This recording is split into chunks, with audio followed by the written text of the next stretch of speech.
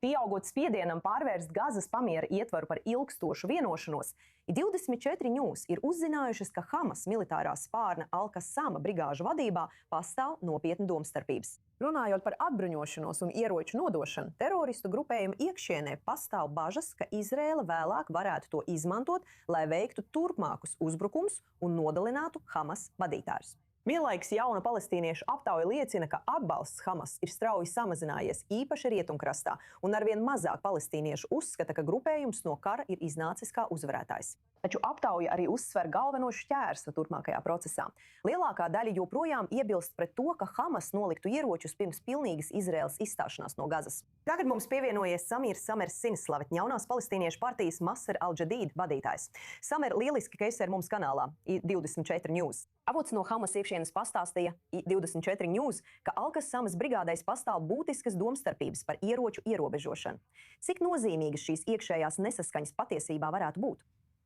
Es varu saprast šīs domstarpības, jo tagad Hamas vairs nav tieši tāda, kāda tā bija 6. vai 7. oktobrī. Komandķēde ir pilnībā sagrauta un pazudusi. Ir liels haoss. Organizācija vairs nedarbojās kā organizācija, īpaši ja runa ir par militāro spārnu. Jā, politiskajā līmenī ir notikušas vēlēšanas, darbojās politbirojas, Halils Haie ir vadītājs, viņš vada sarunas pat ar augsta ranga amerikāņu diplomātiem. Taču uz vietas militārais spārns pamazām pilnībā izzūd un nav centrālās vadības. Tāpēc tie cilvēki, kas tur joprojām atrodas uz vietas, pieņem arvien vairāk individuālus lēmumus, īpaši attiecībā uz atbruņošanos. Ziniet, viena ieroča, piemēram, Kalašņikova vērtība Gazā ir apmēram 100 000 šekeļi. Un jebkurš Hamas biedrs tagad uzskata, ka tas ir viņa īpašums. Viņš ir tā īpašnieks. Tā vairs nav organizācijas manta. Organizācijas vairs nav. Nav nekādas centrālās pavēlniecības, kas būtu pār viņu. Un tas nav tikai ieroča vērtības dēļ, bet arī tāpēc, ka šis ierocis kļūst par viņa vienīgo līdzekli, kā sevi aizsargāt, iespējams no dusmīgiem krāpniekiem tur. Tāpēc mēs varam saprast, ka atbruņošanā būs daudz grūtību. Tāpēc es vienmēr saku, ka Hamas atbruņošana nevar būt vienas dienas notikums. Tas ir process.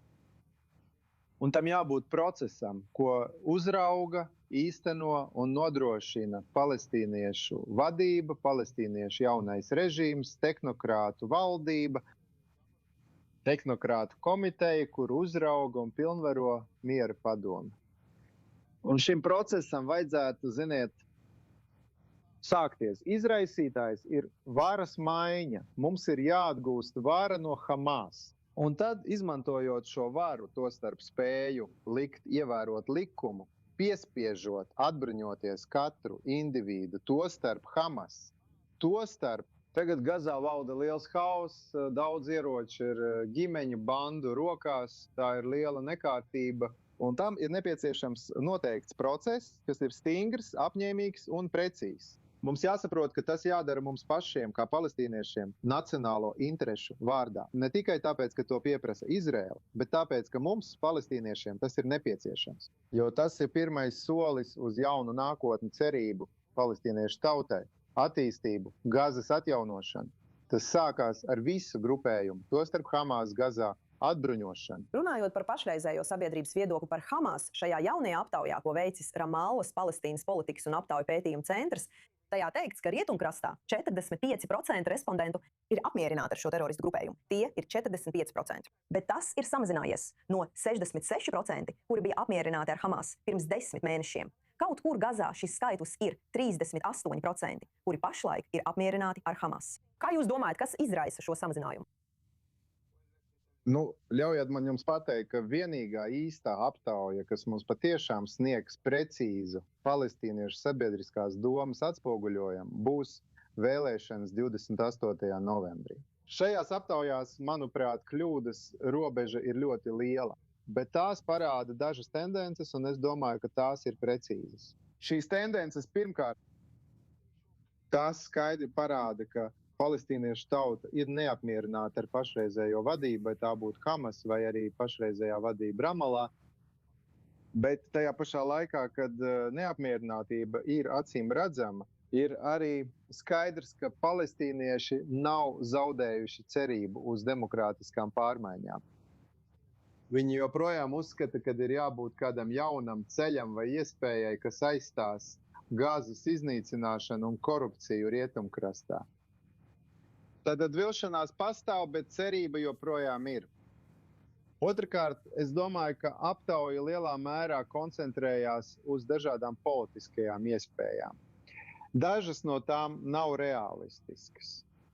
Labi, salikt Marvanu Bargutī kopā ar citiem kandidātiem un veikt aptauju, tas ir, kā teikt, izrēliešiem, vai jūs balsot par Benu Gurionu, Yitzhaku Rabinu, Lapīdu, Benetu vai Netanjahu. Šeit ir kaut kas nereāls. Cilvēki nebalsos. Šīs vēlēšanas palestīniešu pusē nebūs balsojums vai izvēle starp partijām.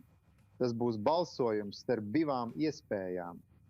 Vai palestīnieši vēlēsies palikt vēl vienā vardarbības, ciešanu un sāpju lokā un, jūs zināt, asins izliešana abās pusēs?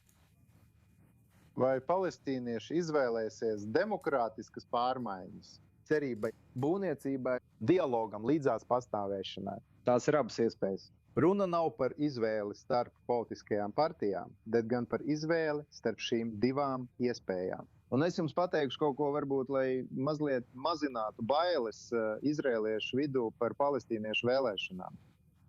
Es domāju, ka izrēliešiem nevajadzētu baidīties no palestīniešu vēlēšanām.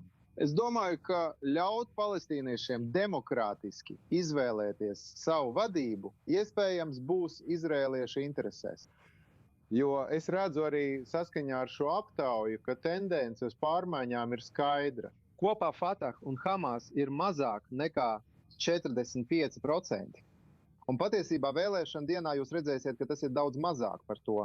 Lielākā daļa palestīniešu tautas, varbūt 60% palestīniešu, meklē kaut ko citu. Vai mēs meklējam politiku, kas uzlabotu viņa dzīvi? Labi, mēs vēlamies sasniegt Palestīnas valsti blakus Izrēlai. Bet kāpēc mums būtu jācieš, kamēr mēs to sasniedzam?